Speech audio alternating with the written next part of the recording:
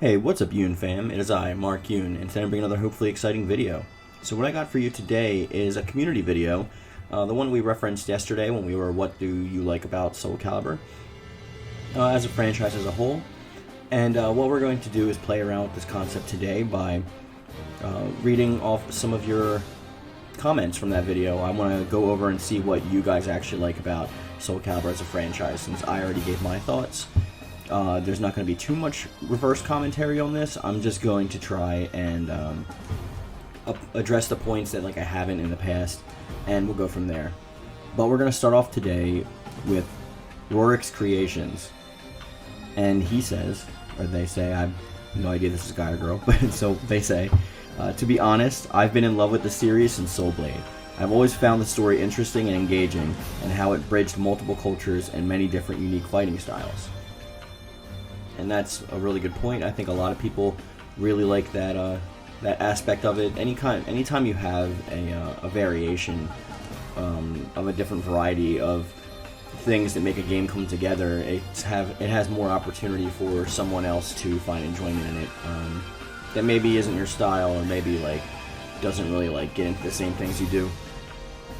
It's like a popular music station. If they only play dance music, only people that like dance music are going to listen to it, right? But if you throw in some hip-hop and rock here and there, those people are going to come as well. So that's always how I look at it with that kind of stuff. Adam Patel says, "You hit all the main points I would have mentioned. I spend way more time in Create Soul than actually fighting. One of my favorite things in Soul Calibur is challenging my friends using custom characters. My roommate and I have been playing this amazing series for about 20 years. I'm glad you have. I have as well. I've been playing since Soul Edge, Soul Blade. I even got my hands on the arcade for a bit before the game actually came out. And you guys know, it's my favorite fighting game franchise of all time.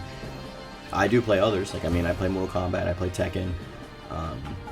I think the one I play the least is probably Street Fighter, but that's just because I've become a little disillusioned with the way that they release their games. But besides that, Soul Calibur is definitely my favorite. Just the Reptile says, so far Soul Calibur 6's best thing is that it's character creation, especially when they added something I've been wanting since the Soul Calibur 3, being able to make other races, especially lizardmen. There's also the music. I love the soundtrack of the series. It's impressive. It screams inspirational. I do like the soundtrack as well. I have to agree that in theory I really actually did want the races, because I thought it was going to add to the creative character, but unfortunately ended up detracting from it because they just ended up locking pieces to certain races or genders that in Soul Calibur 5 were completely available for everybody. Granted, you couldn't really make a lizard person or a golem or anything like that in Soul Calibur 5, so I do like the additions of those, but I wish that you were able to manipulate them a bit more. Some of them are limited to what tattoos or stickers you can place on them. The lizard people are very, very, very, very, very poor when it comes to putting actual equipment on them. There's almost no tops available for them. I just hope that with the next season we get some more variation on the lizard race themselves, and Aeon should bring that, especially with not just his created set and his new weapon styles, but also new added stuff that they're going to patch in. They are patching out the gender locked things, so hopefully they patch out some of the race locked things as well. That's my biggest hope anyway. SolarFlare95 says, there are a great many things it does well, one of which is the ability to make its world and characters really stand out in my opinion. Take Nightmare for example. He's a demonic knight with a freaky monster hand and a giant fleshy sword with an eyeball in it. You can't sit there and tell me that something like that wouldn't catch your eye. Maybe it catches Nightmare's eye, haha, on a sword. Yeah, okay, we're moving on. Not only does it excel at making the characters stand out visually, but also in their stories as well. Siegfried, for example, has one of the most interesting and tragic backstories that I've ever seen in a fighting game character, and that's just one of very many examples that I could list. There are other things too, like the character creation, fluid combat, and its emphasis on single-player oriented content, but I think that'll do it for me.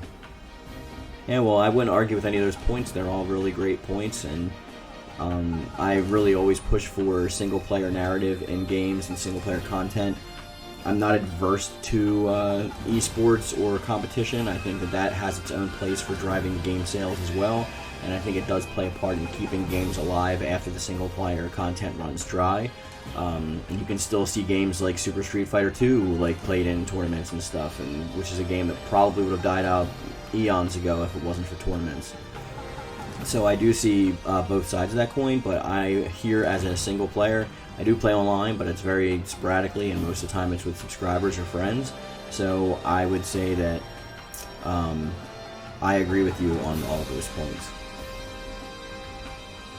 Deathsall777 says, while I would say gameplay, single-player modes, and character creator is fun and gives a lot of reason for me to enjoy the game, as far as I'm concerned, however, it has always been about the characters and how they are expressed through their story, design, and weapons. Unlike most fighting game franchises where it focuses on tournament to frame the story around, Soul Calibur has always been a character-driven narrative. There's a MacGuffin, I don't know if I spelled that right, that everyone wants in Soul Edge, and the story is weaved through the wants and needs of the individuals who wish to obtain it. For me, that has always been to put Soul Calibur on a higher level than all of the games coming out at the time. Speaking on how those characters are expressed through their weapons, animations, designs, each character really pushed 3D games forward, especially in Soul Calibur 1. You really got a sense of who those people were, and had unique designs that weren't just showing up anywhere else in the market. From the Berserk reference that is Siegfried, Nightmare, to everyone's favorite dominatrix whip sword-wielding woman Ivy. They all, for the most part, seem to have more depth than the likes of a Token or a Street Fighter. That's why the game, in my opinion, has endured. Look how angry the community was with 5. The cast was butchered and we were left with lesser characters who had too big shoes to fill. As you said before, this game could have been cancelled many times over, but I believe what really keeps the core base coming back and brings people to the Tales of Souls of Swords eternally retold. Great video as always, man. Thank you. And thank you, first of all, and I'd have to agree, like, I mean, when it comes to character-driven narrative, it's kind of hard to compete with Soul Calibur, because they focus on, like, a myriad of the characters, and not just focus on one single subset or group.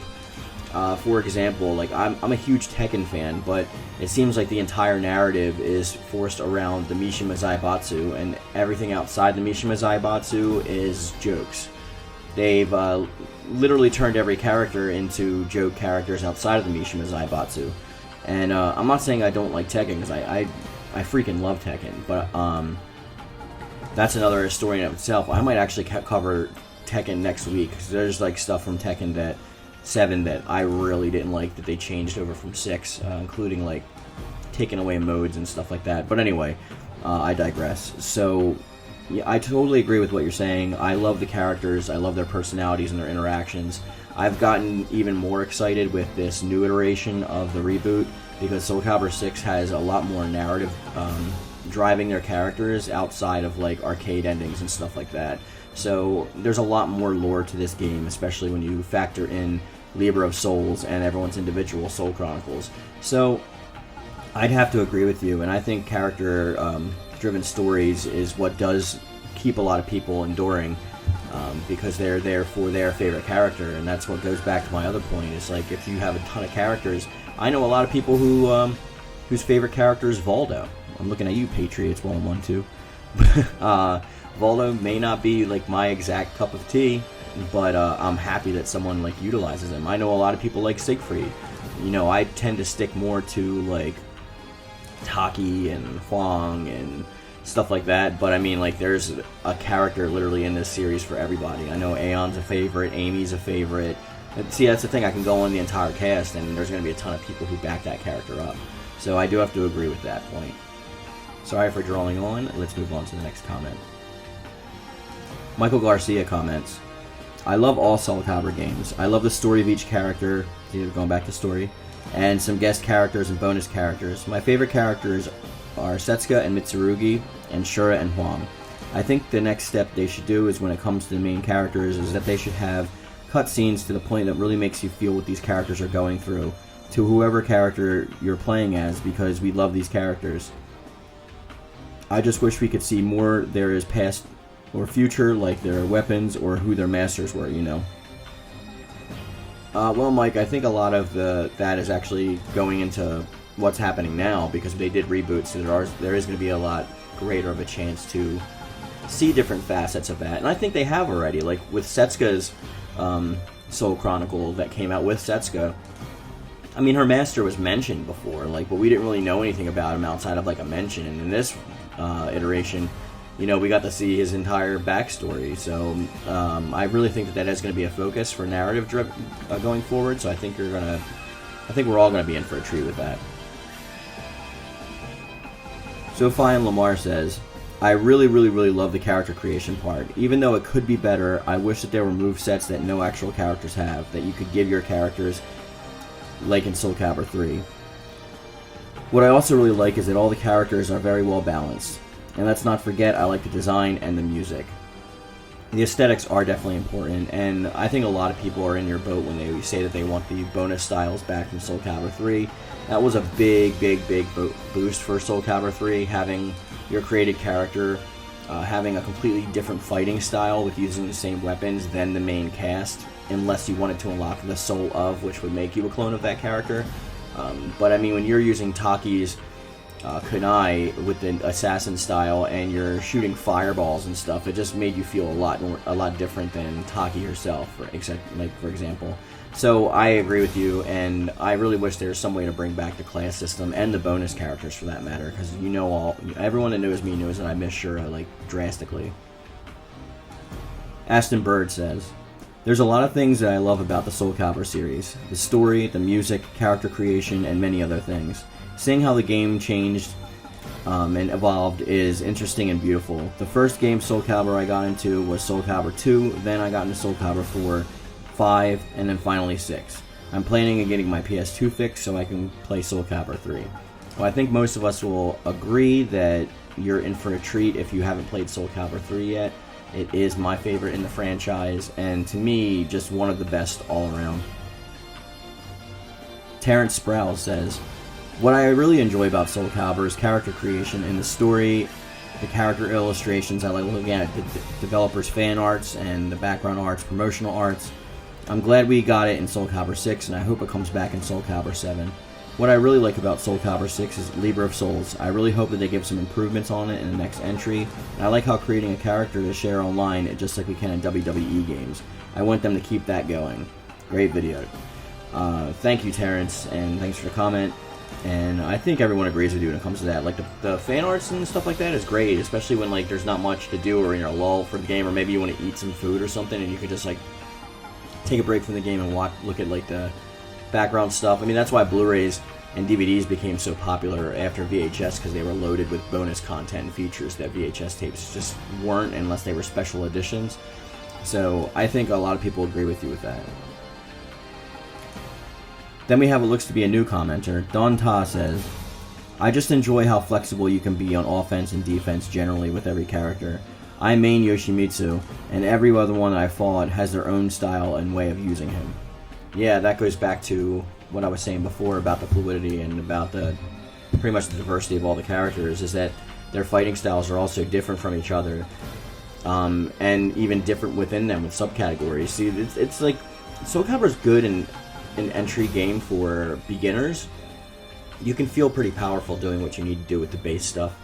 But beyond that, like, there's a very deep and complex system in Soul Calibur that includes parries, like 8-way runs, sidestepping, combos, infinite combos. There's like a ton of things that like can really bring out the potential of every character. And when you've been using a character for so many years, there's certain things that you tend to stick to and certain combos that you tend to lean on, and it makes every fight completely different from the last. I know that whenever I play a Cervantes player, my Cervantes style is usually different from theirs, just because I've been using the character for so long. And some of them may have, or some of them may be newcomers, but the point is that like it doesn't feel super drawn out. Like if you're playing something like Street Fighter, when you're just like throwing Hadokens at each other or Shoryukens, or you know what I mean? It's like it's very streamlined when you're playing as like a Shoto character. And I'm just using it as an example. I know Street Fighter's got a deep fighting mechanic system. That's why it's as popular as it is. Half joking and half just pointing out how Soul Calibur is diversified in its fighting techniques amongst players. But thank you for your comments, guys. I hope you enjoyed this video.